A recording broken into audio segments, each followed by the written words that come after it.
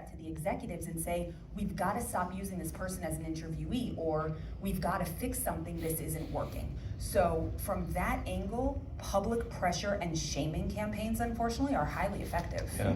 Just a sense of accountability. If people are forced to have to I like to say interpersonally, because this is honest reporting and the media and the storytelling, but just, you meet people all the time that say things.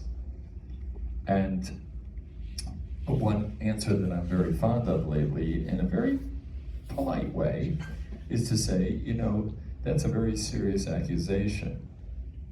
Now you have to defend it. And expect somebody to actually have to defend it.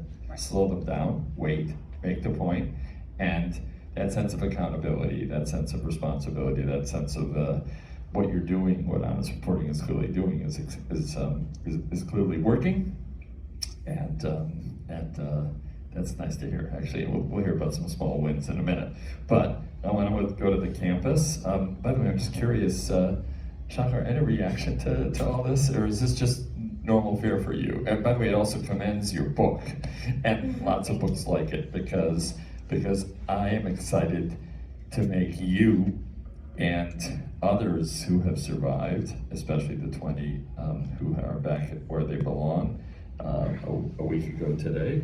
I want to make you my teachers, and about life, about surviving, about all of that.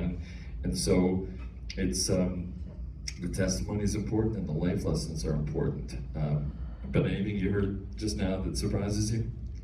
Well, I had no idea about that till today. Like, I know who your group is, but I really didn't know what you actually do, and that sounds crazy and super important. And I think what I said earlier is that we all have our own battles and challenges, and the war that you fight is no less important than the one that we fight, because I think Israel was never so low in the public opinion ever in all of its history, and that's important because you work to change that, and it's one of the most important things.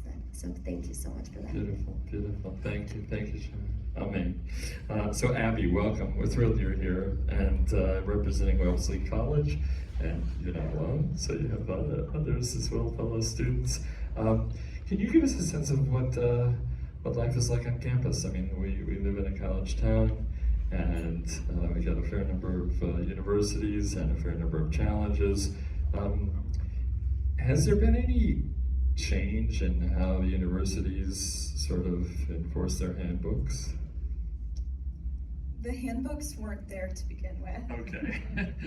Well, first of all, I want to say, Shahar, thank you for being here, because there are thousands of Jewish students in the Boston area who spent every day thinking about you and your friends, and continue to. But in terms of the way colleges in the area enforce their handbooks, there seem to be different rules for Jewish students. Jewish students were seen by their peers as in a position of power. The Jews were at the top of the administration. These are all things I heard from my classmates. And in the topic of social media, in the realm of social media, one of the most difficult things to contend with was the use of anonymous social media. Things like Yik Yak and Side Chat. These are places where students felt, well, one, that they could send me death threats, that they could send my friends death threats, that they could say our names publicly, where we lived, and that it would be okay because they were anonymized. The campus decided they couldn't do anything about this. I talked to the police, we became friends with the police, and unfortunately they chose to do nothing. The administration chose to do nothing. The administration, the president of my college, told the Jewish students, I stand with you. She bought us bundt cakes, all of these wonderful things, wonderful, wonderful things. I support you. But when it came down to it, they made a task force. We got an A rating in the ADL handbook. Nothing happened. Nothing happened. You can't identify as a Zionist on campus, and you can hardly identify as a Jew on campus. Shahar, our names are 2 letters apart, our last names. I'm a Horovitz. There's no looking at her and saying she's not Jewish.